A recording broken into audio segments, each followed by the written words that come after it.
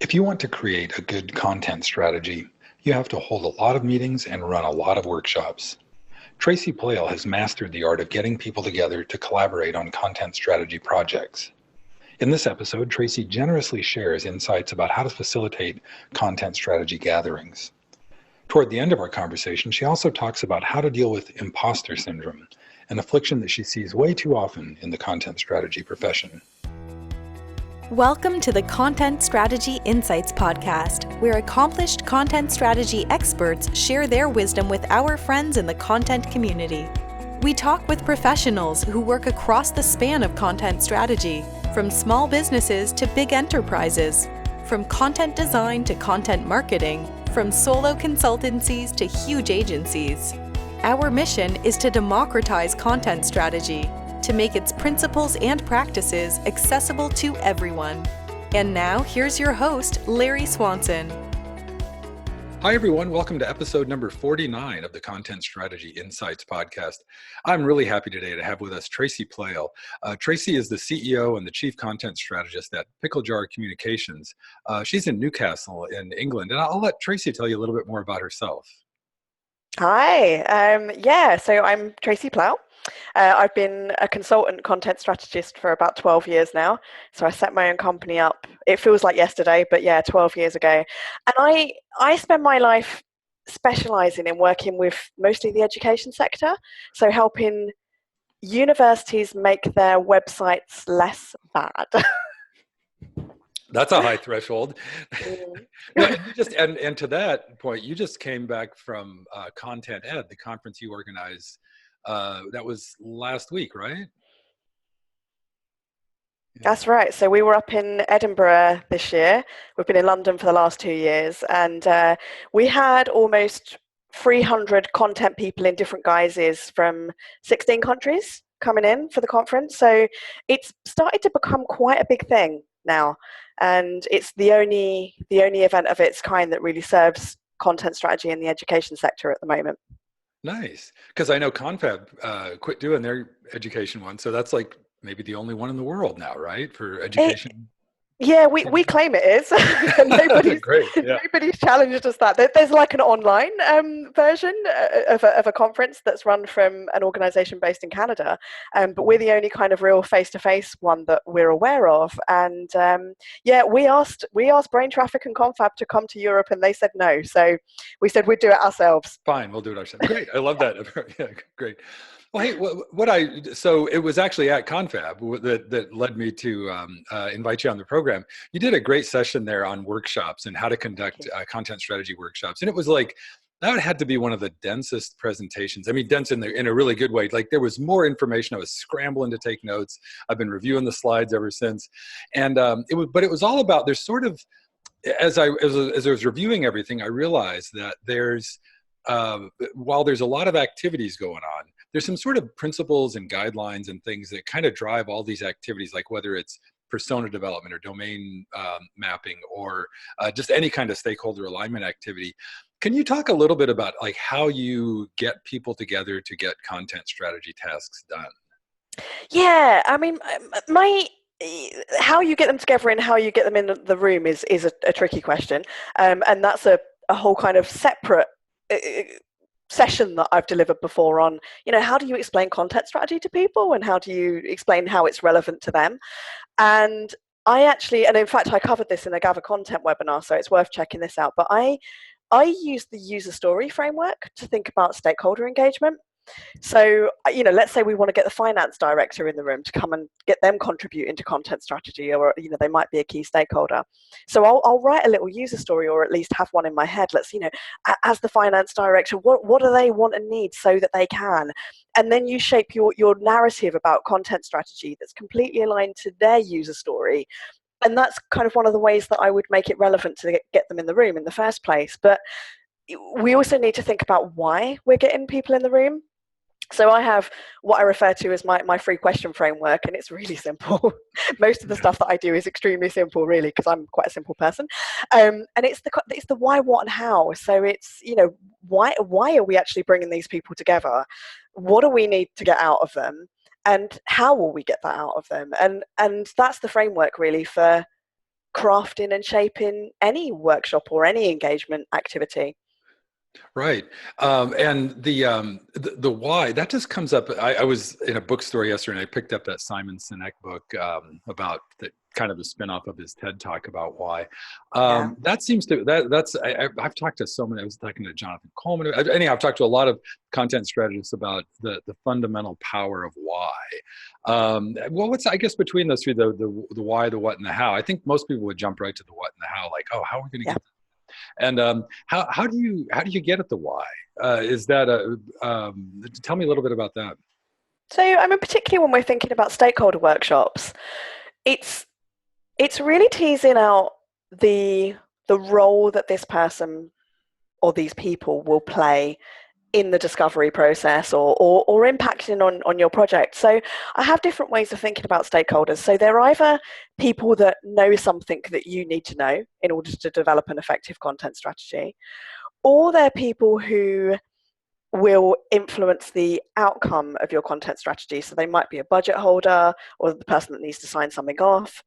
Or there's someone that's going to be impacted by your content strategy. So they might be a copywriter or a developer.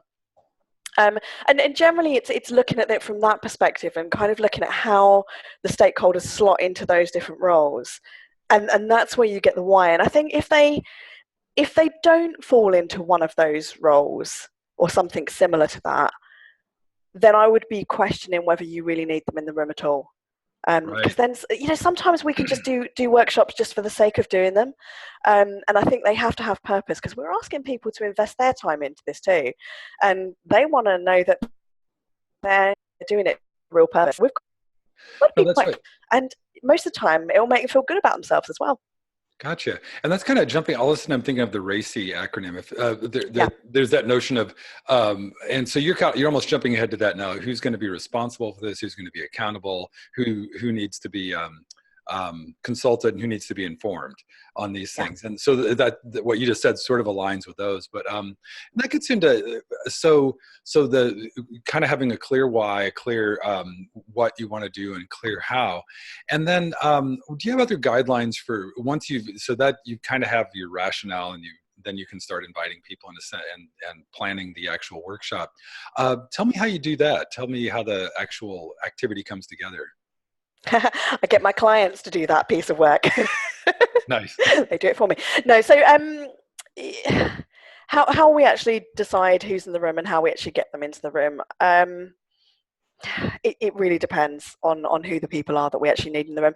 Most of the time, people want to be there because they like to be heard, and especially in my world in the education sector, they like talking a lot. They love it when an external person comes in as well, because they kind of feel like something different is happening and unique, and so there's that, and there's also still this kind of mystery around content strategy with some of the people that we get into the room. So there's a little bit of, oh, what's this about? We're going to go and find out about this, this witchcraft this person's coming to talk to us about. So there's a little bit of that involved. That's funny. I feel like I talk a lot all the time about content strategy, and for once I'm like the interesting guy because that same thing is like, whoa, is it witchcraft or or some crazy scheme that you're up to there? Well, so, and like I said before, there's everything you've talked about so far. I'm thinking about we talked about how to virtualize these activities. Like this stuff classically happens like in a conference room or a meeting room of some kind, and you're all gathered around with Post-its, and I love that. A quick aside about your presentation, you had the best slides, like pictures of every gadget, every different kind of Post-it note that's available, all the different kinds of Sharpies, your Tupperware collection, and you showed, I think, a picture of your whole closet full of all these materials. Supplies. But we've talked a little bit since then about like how could you do this without that gadgetry? Could you do it like we're doing now over Zoom or another online medium, or there's probably other ways to virtualize stuff. Like so much stuff happens nowadays via Slack or Google Docs or things like that. Have you? I know you've thought a little bit about this. Tell me how you think, or well, I guess the first thing is like, are there certain activities that you think are more amenable to virtualization and some stuff that still maybe just has to be done in person? I guess that would be the first cut. Yeah, so I gave this quite a lot of thought because my preference is always to get in the room with them. And the reason for that preference is there's something that you will always miss on virtual stuff. I mean, even when we're doing like we are right now, you know, we do get body language come across, but the moment that you scale that up and you get, you know, 10 people in the room, let's say, you lose the body language. You know, you can't quite see the people quite so close on their little screen. And so that element of it gets lost, and sometimes the little sort of side conversations that people have, you know, whispers to each other, that kind of stuff doesn't come across virtually. And sometimes that's where you find the real gold, because that's where you find people's real concerns or the things that you're going to need to unpick with them. So my preference will always be to get in the room, but I work quite a lot with big organizations. I work with, at the moment, one of our clients is a group of international schools who have a presence in 17 different countries. And we just can't, I mean, they can't just afford to fly everyone into one place to do this stuff. So we've kind of played with it a little bit in different ways. And I was challenging myself in preparing for this call to think, okay, what are the activities that wouldn't work online? And one of the ones that I came up with that I didn't talk about in my confab presentation, but I have an activity that I've used a few times with people that I call the content walk.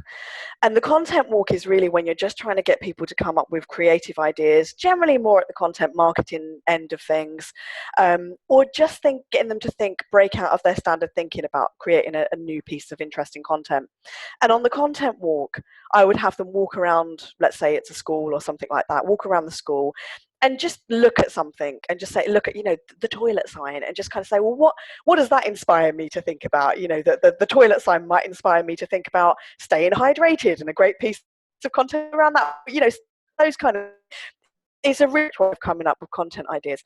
And so I was thinking, okay, that one would not work online. But then as I was thinking about it, I was like, but no, it would, because all you've got to have people do is just, you know, be on a conference call system plugged into their headset, and they could still go out and about and do a content walk while on a conference call system with people. So long as they've got good enough connection, right, they can just do the content walk wherever they are. It doesn't have to be in their own organization. So I looked at all of these and I kind of went, okay, so, you know, a combination of like, you know, Google collaborative tools, or what used to be real-time board, which I believe is now called Miro, you know, like collaborative whiteboarding, and all of these kind of tools really make this stuff possible for us.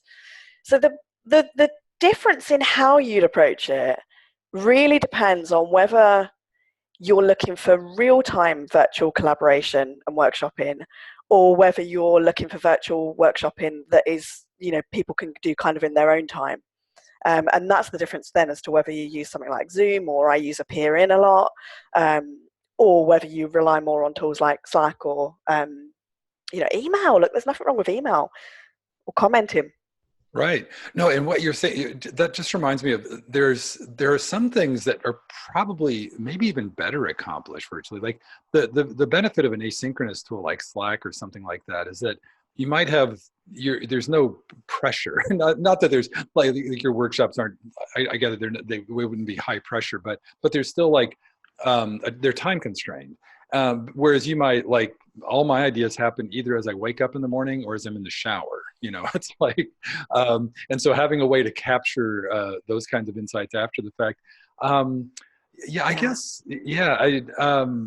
So I guess I get it's not hard to imagine a sort of a hybrid situation where maybe you have like some kind of in-person or real-time thing to kick things off, but then augment it with some kind of asynchronous communication, just to, like, I'm thinking of things like discovery. You can't just do discovery. You know, you're constantly discovering stuff.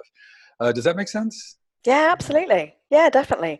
And just having the, you know, the nice thing about the virtual approach, you know, because when we do stuff in person, we tend to gather everything on paper. So the other nice thing about doing a virtual approach is you're generally gathering, you know, these inputs and insights online, or in a digital format, and that kind of does some of the follow-up work for you as well already. I mean, I'm thinking of something like I mean, I love, and Scott Kuby is absolutely the you know, the kind of the god of content ecosystem mapping. But I use this quite a lot as an approach in a lot of the workshops that I do when I'm looking at content ops within an organization. And It's really messy. I mean, I have like these, you might remember them from my presentation, like giant rolls of their like architect's paper. And I take these giant rolls of paper and they have post-it notes and pens all over the place. And they're really, really messy maps that people get to. And then if I want to do anything with that and I need to digitize that afterwards, that's a lot of work for me or someone in my team to then, replicate that in a digital format. Whereas if, of course, we're doing it virtually already, people are doing that work for you. And the tools don't have to be complicated. I mean, it can be something as simple as Google Slides, which actually I think is a really effective tool because you can all be there at once. But yeah, that ability for it to have a permanent place that people can come back to and reflect on afterwards, I think is really powerful. And people will often, email after a workshop and just kind of go, oh, I was thinking about that thing and we're not quite sure about that. This way it's not set in stone. Yeah, no, I love that. There's still, I totally hear you on that. But there's something about a paper artifact too, though, that is maybe I'm just dating myself, that is kind of comforting. But like what you just said, there's some potential huge efficiencies in doing things this way. That it may be some work up front on figuring out the way to sort of mimic the collaborative creativeness that can happen more quickly and easily on paper. But have you played with any tools like I've been looking for years for like something analogous to like butcher paper and Sharpies, online. Have you? Yeah. Have you found anything like that, or the closest that I've come to for that is using something like bamboo paper on the iPad, where you can kind of freehand draw, but I've never used that in a collaborative tool. My hunch is that how could you do that? You would probably do it the iPad, your laptop or whatever. You could share the screen over like Zoom or Appearing or Hangouts or whatever, and then have one person freehand drawing it. But I've never come across anything where you can have multiple people actually drawing and writing in something. The only tools where you can have multiple people that I've come across doing that would be ones where you're typing. So like I say, I used it when it was real-time board, but now it's Miro and any other kind of collaborative tool, whether it's Google Docs or Google Slides. Yeah. And I guess, and a lot of this, if you just do it, you'll start to figure it out, because you've done these activities. Well, you've been consulting, you said, for 12 years now. And is that, how has your kit grown over those 12 years? When I was listing all the activities you can do, it's like, I don't know, 15 or 20 things that you can do. Everything from like persona mapping and journey mapping. Were those things a dozen years ago when you first started? I think of those as coming out of the UX world. And I think of them as like, I don't know, like 5 or 10 years old in terms of content strategy. But how has that set of activities grown over the years? Massively. And the fun for me in this is to invent. So so opening speaker at Content Ed last week for us was Austin Kleon, right? Still like an artist. Oh, wow. And I completely follow Austin's approach, and that's that I steal what other people are doing and then I build on it and I develop something out of that. So I use empathy mapping a lot, but then I've taken empathy mapping and I now kind of use it in my own way. And I combine empathy mapping with user journey mapping. And that's a really powerful combination when you bring those two things together. Or, the whole concept of just using user stories and journey mapping and bringing those two things together. So I like to kind of take these pieces that I see out there and then reuse them and repurpose them. So a framework that I really like, but I don't use it as she has prepared it, is Megan Casey's Mad Lib style for writing like your content strategy statement. I love the idea of content strategy statements. Don't quite use Megan's sentence because it doesn't always quite work for me in the context that I'm working in with universities and schools. But, I'll take that and kind of butcher it and turn it into something different. And I've got a version it's like halfway between Megan's Mad Lib statement and a user story. That's kind of like a merger of those two things together. But I mean, when I started like 12 years ago, personas were definitely around. I mean, they've been knocking around forever because marketeers and advertising people have used them for a long time. But a lot of the tools that we have available now, no, they weren't available. And this is the fun, right? We're constantly inventing new ways of doing this. And and maybe this is slightly high risk for someone who's a consultant and is being paid to be facilitating workshops, but I will sometimes invent things in the room while I'm there and just kind of test it out and see if it works. Maybe I shouldn't confess that on a live online thing, but Well, I anyway. think after 12 years, you've probably earned some improv Yeah. points. You can probably, and you probably have some Yeah. instincts you can trust. And right. But you know what, Larry? I mean, you've also just said something there that is a kind of a principle that I take into a lot of workshops and improv, right? So, and you've probably, and your listeners have probably heard this a million times, but that yes and concept that we take from improv, and Mike Powers was talking about this last week as well at Content Ed in his keynote.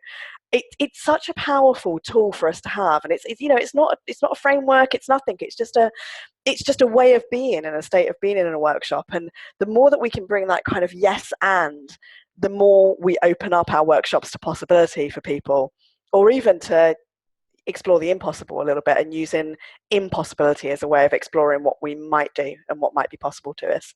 Right. I'm loving that concept because so much I'm just I'm running through this list of things we do and like where they came from and like how many like I'm thinking of domain mapping. Mike, I don't know if have you read Yeah. Design and Content. Like Absolutely. that to me, that's very familiar to me as a former information architect. But it's not exactly like an entity relationship diagram. It's like a slightly different thing. And so I would argue that's sort of like and I wonder how they came up with that. Like if that was like in a workshop like you and just said, hey, wait, what if we mapped just the conceptual domain instead of the actual database entities or something like, I don't know where exactly that came from. But yeah, and I use domain mapping in workshops quite a lot because I think it's a really, really powerful way of getting people to break out of silos or siloed thinking. And I've had clients look at that and go, this is so much more to us, psychology. This is a way of seeing our organization that nobody has ever mapped before. And that's really powerful in so many different ways. But that's kind of gone off on a slight tangent. No. But that's something you reminded me of something. This came up earlier in the conversation. But the fact that you're a consultant is, I think you're able, like that kind of thing is probably easier as a consultant than. Have you ever done in-house content strategy work, or you've always been a consultant? I'm not sure that I don't think even the words content strategy were knocking around in the UK when I became a consultant. I didn't start calling myself a content strategist until probably around kind of 2011, 2012. So I was about 4 or 5 years into consultancy before I even had this label, right? Like so many of us, where we suddenly go, that's what I am. Now I belong. No, that's funny. I have that conversation comes up like literally 2 or 3 times a week. Like somebody will tell the story of when their boss came in and waved the wand or said, now you're a content strategist, or you wake up in the morning and discover that you are, or anyhow. Yeah, it's all, well, that's, actually, I want to see, I'm going to check time real quick here. Oh yeah, we're coming. No, we've got a few more minutes. Hey, I want to go back to improv a little bit. Like, so much of like one of the things I've attempted to do after a couple years of, because I may be one of the few people who consciously chose to identify as a content strategist and set out to rebrand myself that way, and part of that journey was putting it together in my own unique way. And I think I studied improv for a couple of years, and I think that helped me in that. But have you actually studied improv, or? I haven't, and I really should have. Well, I shouldn't use the word should or shouldn't, because that's dirty language in my world now. But anyway, because like a few years ago, I was really known for doing talks around comedy and humor in content strategy, and that's kind of how I started getting speaking slots in the States, was talking about using comedy and humor in content strategy. And all these people kept coming up and saying to me, hey, Tracy, improv. And I'm like, yeah, improv. Never done it. But yeah, I'm a little bit scared of it. But no, I use it as a principle. Yeah, no, exactly. And I guess that's kind of what I was getting at, is that it's that set of tools and skills, and you see them come up all the time in business context now. But that idea of the yes and then there's but the other thing about improv, I guess, and this is kind of what I was getting at, like that I've attempted to articulate content strategy as like step-by-step activities that anybody can do, because I feel like there's always going to be more demand for content strategy than there will be content strategists. So and I'm also kind of trying to democratize things. So that's a thing I've attempted to do and continue to attempt to do, is to get people out there. But I think within the discipline, we're all making it up all the time. And so I don't ever want to, I need to hedge my DIY stuff with like, hey, this is not a codified list of things. This is just some, one way of approaching this. But I guess more generically than improv, I guess, like, what's been your creative process as a consultant in kind of developing these new workshops, approaches, and things like that? I love the idea of there actually being a process behind anything that I do. Okay, you can evaluate it after the fact. my team would laugh at the idea that I have a process. Look, sometimes I'll invent something new because I'm bored of doing it the old way, which is not much of a process, but it certainly keeps me interested in what I'm doing. So I guess for me, I keep coming back to that kind of that why, what, how framework the whole time. Yeah. So it's the what's the question that we're trying to answer here, and why are we actually trying to answer that question? Right? Why is that going to be meaningful to us? And then I just kind of play around with that and say, okay, so what would a good outcome look like? What would a good outcome look like of that finding for us if we was to kind of imagine what that output looks like, and then work back from that to then say, okay, so how are we going to get there? So I guess there is a process, but I'm a little bit all over the place in how I arrive at that. It looks a lot more structured when I actually then rock up and do the workshop, but the process of arriving to it can be a little bit sporadic, and I will change things as well during sessions if I feel like something is not quite hitting the mark in the way that it needs to. Right, and I guess that comes back to you've mentioned several times your focus on the user and the customer and the and that and you sense that in the moment if things are going haywire, or if there's a better way you could do something in the moment, you can do that. Hey Tracy, I just noticed we're getting close to time. Look, go ahead. Yeah. Oh, sorry. Yeah, I was going to say we spoke a little bit about the content strategy profession there, and for me this kind of plays to this, right? So I spend a lot of time now speaking to people who are very apprehensive content strategists because they kind of feel like they haven't studied the course on content strategy yet, and therefore they can't call themselves a content strategist. And I think that one of my real strengths is around that stakeholder engagement piece. So I now kind of think like we're all content strategists with like a specialism in brackets after our name. And my specialism is stakeholder engagement and understanding audience and bringing a real sense of empathy and kind of reading people to that. And that's really what I'm good at. And I think having that skill is really, really important in workshops, which is why the virtual stuff sometimes makes me a little bit nervous because you don't get those clues quite as much. But I think, if we were to develop our softer skills as content strategists, that ability to read a room and to adjust and adapt to what's going on in the room is a really, really powerful one to develop. And I think that's probably the skill that I see as being my kind of superpower. Right. And I don't know if you've ever done online presentations, but man, that's the most nerve-wracking thing in the world because you don't get that. You can't, and like you were saying earlier, like you can't see the people whispering in the corner or like 10 pairs of bored eyelids kind of settling down. Yeah. I pretend that I can now, so I just imagine them all kind of laughing and thinking my jokes are the funniest things in the world, and just believe in it. Well, there's something to that too, like fake it till you make it, or just Well, hey, we're coming up on time, Tracy, and I always give my guests the opportunity. Is there anything that hasn't come up in this conversation, or that's just on your mind about content strategy or the interwebs in general, and anything last that you want to talk about? It's that piece that I was just reflecting on, really. This nervousness, and it's come up quite a few times. And I posted a blog post on my personal blog only last week about this, and it's about the labeling of a content strategist. There was that conversation on Twitter over the last week around the word design and who owns the word design and who's allowed to use the word design, and it just got ridiculous, right? Yeah. And I think this kind of plays into us calling ourselves a content strategist, and I think about this so much at the moment because I rock up at Confab year after year, and I normally come as a speaker, and we there's a speakers drinks reception where we all get together as speakers beforehand, and we all get the opportunity to kind of share ideas and discuss, and there are usually margaritas involved, which makes it even better. And we all kind of sit there and go, I don't know how to do this and I don't know how to do that piece.